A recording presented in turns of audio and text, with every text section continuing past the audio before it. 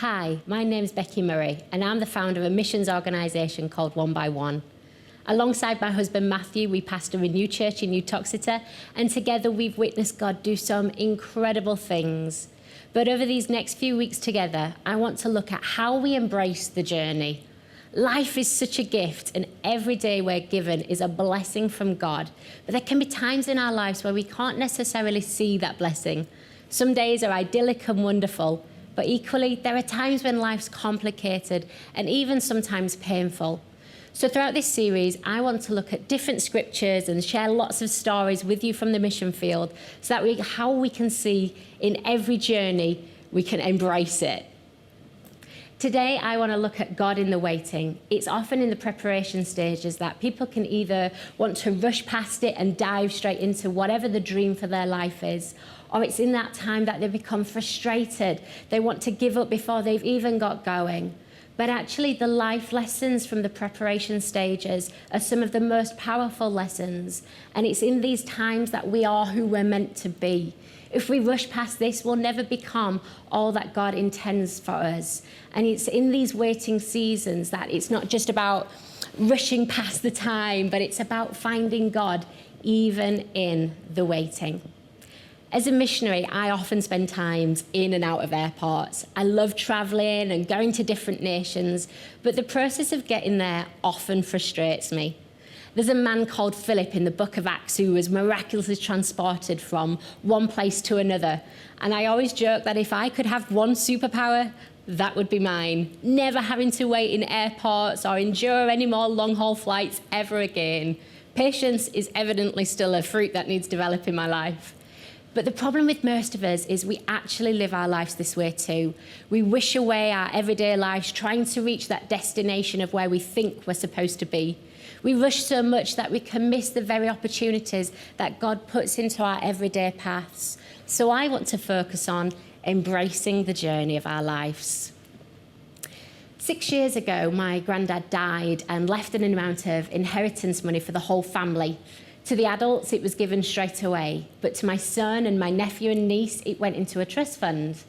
Now, my nephew has just turned 18 years of age this year, and so finally he's going to receive that money that was promised to him 6 years ago. If he'd have received it when he was 12, he would have probably wasted it on sweets and computer games and magazines. But 6 years on, he's now grown up and he's developed in his responsibilities. Now he wants to use this inheritance money to buy a car and help with university fees. You see, the money was promised to him years ago, but he wasn't ready to receive it then.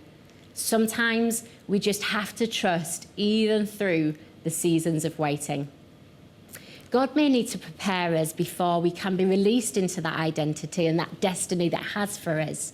In Isaiah 49 verse 2, it's one of my favourite scriptures, and it says, "He made my mouth into a sharpened sword. In the shadow of His hand He hid me. He made me into a polished arrow and concealed me in His quiver." You know, sometimes we can feel like we're almost hidden away. The quiver is the bag that the archer will wear on his back just before he's about to go out and hunt. But at the appointed time, the archer will pull back that arrow out of the quiver and align it into the bow. And right at that moment, that arrow's right lined up. It can see what it's meant to hit. The target's right there and he's all ready. But all of a sudden, just before that arrow's released, the archer will take hold of the bow and pull it back against his cheek. In that moment, the arrow's going backwards, not forwards. But it's in this very act that it's aligning right up with the target. You know, sometimes you might feel hidden away. Sometimes you might feel like you're hidden in a quiver. Or maybe you feel like you've just come out, you're aligned in the bow, you can see the target, you can see the plan God's got for you, and you finally feel like you're ready to go. And then all of a sudden something happens and you feel like you've almost been pulled back and you're thinking, have I done something wrong? Have I been disobedient? What's happened? But actually it's in that very pulling back season that you're being brought real close to the archer's cheek. And in that moment, you're being drawn close to God. You know, I had to go through a preparation period. As a little girl, I was 4 years old when I would often tell my mum, I'm going to be a missionary in Africa. And I dreamt of it as a tiny child. But then life takes over. I became a teenager and I had my own plans for my life. And so I wanted to go and study law.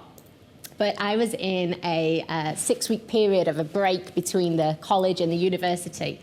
And I decided I wanted to go and see the world. I wanted to go and explore. At this point, as a teenager, I wasn't super passionate about missions, but I just wanted to go and see different nations, see the world. And so when I was 18 years old, my local church were doing a missions trip to Romania. And so I signed up for the trip, not with this huge burden for missions, but I wanted to see a different country. I wanted to taste different foods and see life. And so I went on this missions trip as an 18-year-old, and ironically, it was working with orphans. And while I was there, we had a day off one day, and I'm sat by this lake, and all of a sudden, for the first time in my life, I felt the Spirit of God speak to me so clearly, and he told me about running a children's home. I was 18 and I was so excited and full of this promise that I'd just received from God. It was the first time I'd heard him speak so directly to me like that. And so I came home and did probably what a lot of 18-year-olds would do. I told everyone, thus saith the Lord, I'm going to run a children's home. And because God had said it, I thought it would happen today or tomorrow. And yet year after year after year started to pass by, and no children's home dropped out of the sky for me. And well-meaning friends would often say, well, just go open a home somewhere. Go book a flight to Timbuktu. Just go open one. But I knew I had to wait on God.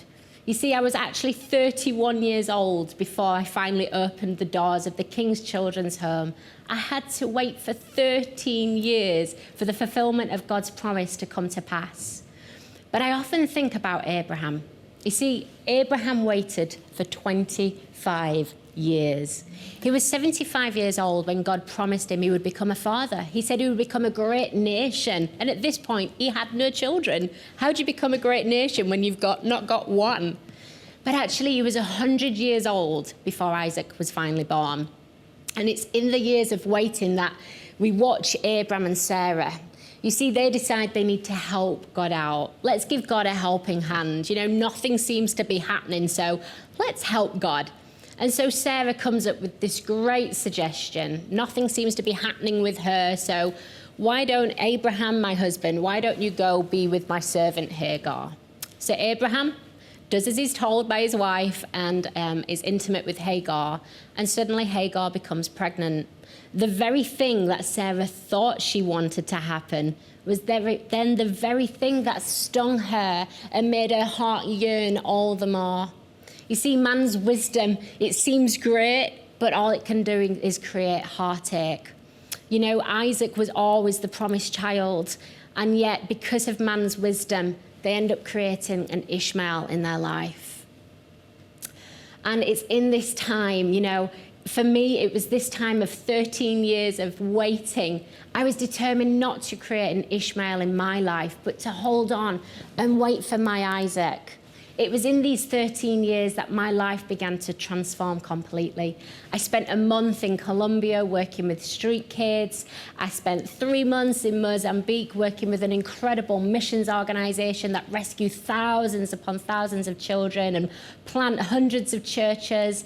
And I changed in that time. The preparation period for me was about transforming who I am. You see, I began to fall in love with Jesus in this time.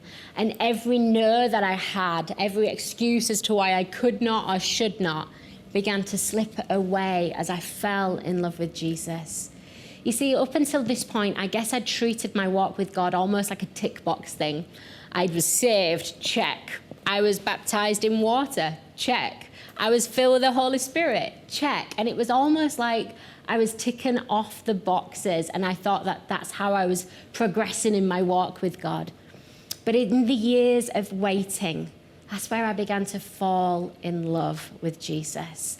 And it was in those years of waiting that I was being molded and shaped. Every excuse as to why I could not serve him.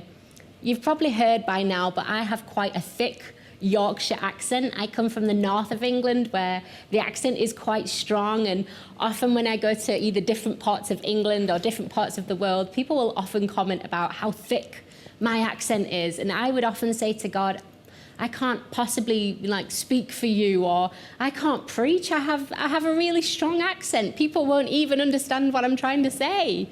Or I'll look at my life and I think, I'm not intelligent enough. There's people out there who are far better equipped for the job than I am. The only A I received in school was for cooking. And to be honest, my husband Matthew would probably dispute that as well. I'll look at my family. We're not the wealthiest of families to just go out and build a children's home somewhere. I come from a very humble family where we didn't have much money. And we can look at others that surround us, and we always see people who are far more capable than we feel we are.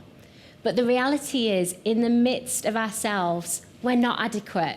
It's only in our relationship with Jesus that together we can follow his leading. And as we fall in love with him, his will begins to unfold, but it unfolds his way. So I want to look at some lives in the Bible who also received promises from God, but they had to wait. Ironically, Joseph also had to wait 13 years. At the age of 17, Joseph has these dreams of greatness, dreams of leadership. And he shared those dreams potentially with the wrong people. And those dreams ended up selling him into slavery. But at the age of 30, he became the prime minister of Egypt. How do you go from being a slave into being the prime minister? That's quite a jump to make. His dreams led him into a pit. The pit led him into slavery, and the slavery led him into prison. I'm sure at these stages in life he was thinking, wait a minute, this is not what the dream looked like. But at each phase of the journey, the favor of God was as much on Joseph. It was as much on him right in the pit and in the prison as it was in the palace. And so I just want to look at a few scriptures with you today. So let's look at Genesis 37. We're going to read Genesis 37 and just a couple of verses from verse 6. It said, Joseph said, listen to the dream I had. We were in the field tying bundles of wheat together. My bundle stood up, and your bundles of wheat gathered around it and bowed down to it. His brothers said, do you really think you will be king over us? Do you truly think that you will rule over us? His brothers hated him even more because of the dreams and what he had said. You see, his brothers had this thing of, who do you think you are? Now, we have to be careful when we have a promise from God or a dream that we think God's given us. We have to be careful who we share that with. Joseph shared the dream of who people bowing down to him to the very people who were bowing down to him in the dream. Maybe not the wisest point. And he shares his dream with his brothers, and they have this attitude of, who do you think you are? And sometimes when we share the dream God's given us, people can look at us and think, who do you think you are? Why would God want to use you? I want to tell you today, if God's given you a promise, hold fast to that. But share it with people who are going to encourage you on the journey. Let them encourage you rather than trample the dream down. Joseph is sold into slavery by his brothers. He ends up being sold to Potiphar, who is an officer of the king, a captain of the palace guard. So let's pick it up from Genesis 39. From verse 3 it says, Potiphar saw that the Lord was with Joseph, that the Lord made Joseph successful in everything that he did. So Potiphar was very happy with Joseph and allowed him to be his own personal servant. He put Joseph in charge of the whole house, trusting him with everything he owned. Wow. I mean, he's gone from being a slave who has no human rights, the lowest of the low, to suddenly this important figure puts him in charge of his whole household. He doesn't have to worry about anything that Joseph's dealing with, because everything Joseph touched almost went to gold. And so Potiphar trusts him. But actually his wife started to begin to see Joseph and wanted to be intimate with him. And so she tries to be with him. But Joseph, who's a man of purity and integrity, says no. And because he said no, because he stood for purity, she then falsely accuses him. And these false accusations end up leading Joseph from going into from being a slave to being a prisoner.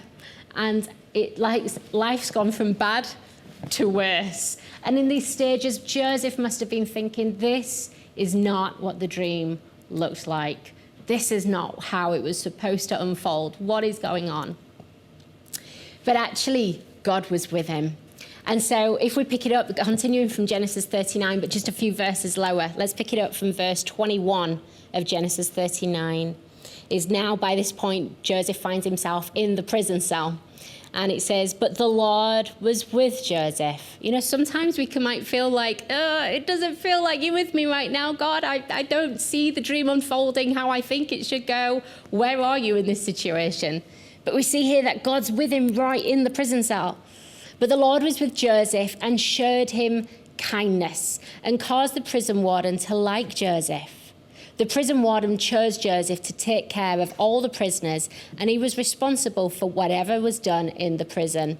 The warden paid no attention to anything in Joseph's care because the Lord was with Joseph and made him successful in everything he did. You know, Joseph was given a place of responsibility and influence. He's a prisoner just like all the other people. But there's something about Joseph that's different, and that's God's with him. You see, Joseph was learning throughout these years how to be faithful. If he'd not learned how to run Potiphar's house well, how could he rule a nation? And if he didn't know how to remain upright and humble in leading a prison cell, how could he ever lead in a palace? It was in these exact years that he was being shaped, he was being formed. Joseph then goes on to interpret the king's dreams. In Genesis 41, we read that the king dreams about 7 fat cows and 7 thin cows. And the thin cows come up and eat the 7 fat cows. He then has another dream where he sees 7 grains of heads of grain, and they're full and they're ripe and they were growing on one stalk. But then the other 7 heads of grain sprout up and they're scorched by the desert wind, and all of a sudden these thin grains start to eat up and swallow up the full ones.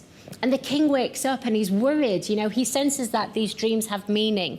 And so he gathers around all the magicians and the wise men of Egypt, but none of them can interpret the dream. Eventually, the king's butler remembers a man who interpreted his dream correctly a long time ago. He has a dream in the prison cell and Joseph correctly interprets him, but all of a sudden the butler forgets that. Sometimes we can feel forgotten by people, and Joseph must have been in that prison cell thinking, well, any day now, the butler's going to remember me, maybe. But finally, the king has this dream, and so finally the butler has a aha moment. And so they call forward Joseph, and in the grace of God, he interprets that the cows and the grain both stand for 7 years. That actually over the next 7 years, Egypt will have plenty of crops and all will be well. But that in the following 7 years, there would be famine. That God was warning them to prepare in the 7 years of plenty so that they could survive the 7 years of famine. Joseph suggests a strategy of how the nation will survive. And this leads him for the king to be promoting him to second in command all of Egypt. What a promotion. Interestingly, Joseph has to interpret other people's dreams before his own can be realized. It was only interpreting the dreams of the baker and the butler and now the king that Joseph's own dreams were fulfilled. You see, if God's given you a dream, that's wonderful. But don't forget, we don't walk the journey alone. We have to remember that you might be the very key to unlocking somebody else's dream. Maybe unlocking somebody else's dream and destiny, your own is being unlocked. And as we faithfully serve those around us, we begin to walk into our own God-given dreams and destinies. Then let's look at David. David's another incredible man of God. The Bible describes him as a man after God's own heart. Yet David has to wait 22 years from being anointed as the next king of Israel to it actually happening. So Samuel the prophet comes to the house of Jesse. Let's read that from a moment from 1 Samuel 16. And it says in 1 Samuel 16 and from verse 10, Jesse had 7 of his sons pass before Samuel. But Samuel said to him, the Lord has not chosen these. So he asked Jesse, are these all of your sons? They're still the youngest, Jesse answered. He's tending the sheep. Jesse initially forgets about David. As a mom, I'm not quite sure how you forget about your child, but somehow David's forgotten about. He's out with the sheep. Let's keep him busy with the sheep. Have you ever felt the same way? Have you ever felt like you're forgotten? So finally, they bring David, and David comes before the man of God. And in 1 Samuel 16, verse 13, it says, "So Samuel took the horn of oil and anointed him in the presence of his brothers.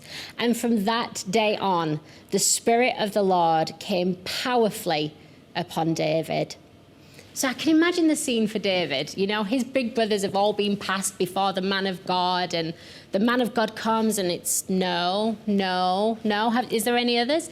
Finally, his dad remembers, oh, well, there's the little one, the little David out on the field. Let's bring him. And so finally David's brought before the man of God, and he's the chosen one. He's the one in front of all of his big brothers that's selected to be the man of God. And I guess for David, that was like a, wow, look at me kind of moment.